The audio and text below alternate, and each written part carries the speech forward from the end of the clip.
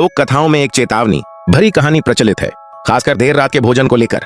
यदि आप कभी आधी रात किसी ढाबे या रेस्तरां में हो और वहां आपको भुना हुआ मेमना परोसा जाए तो बहुत सावधान रहें।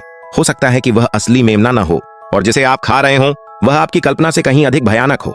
एक दिन दो यात्री, एक गुरु और उनका चेला, पहाड़ों में रास्ता भटक गए। जब वे पहाड़ों के एक सुनसान हिस्से से गुजर रहे थे तो उन्हें आधी पहाड़ी पर एक अजीब सा सराय दिखाई दिया।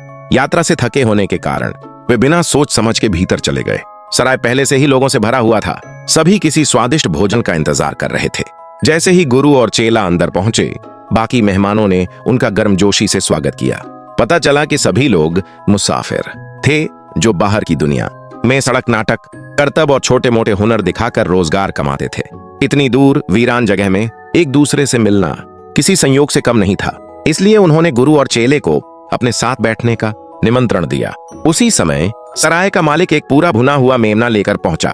मेहमान उसके आकार से प्रभावित हुए। इससे पहले कि वे कुछ कह पाते, मालिक ने वह बड़ा सा मेमना उनके सामने रख दिया।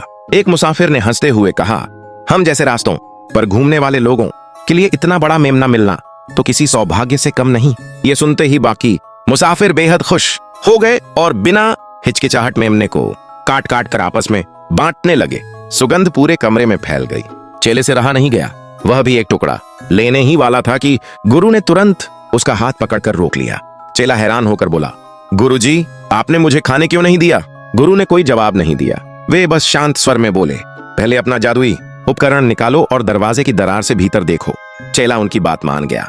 जैसे ही उसने उपकरण की मदद से भीतर देखा, उसका डर के मारे हाल बेहाल हो गया। अंदर मेहमान मेमना नहीं खा रहे थे, वे पास के लाबा, गांव के लापता ग्रामीणों के शव खा रहे थे। ये देखकर चेले के हाथ पांव कांपने लगे। उसने तुरंत उपकरण भेड़ों के बाड़े की ओर घुमाया, जहां असल में मेमने होने चाहिए थे, लेकिन वहां भी कोई मेमना नहीं था। पूरा बाड़ा लाबा गांव के गुमशुदा ग्रामीणों से भरा हुआ था।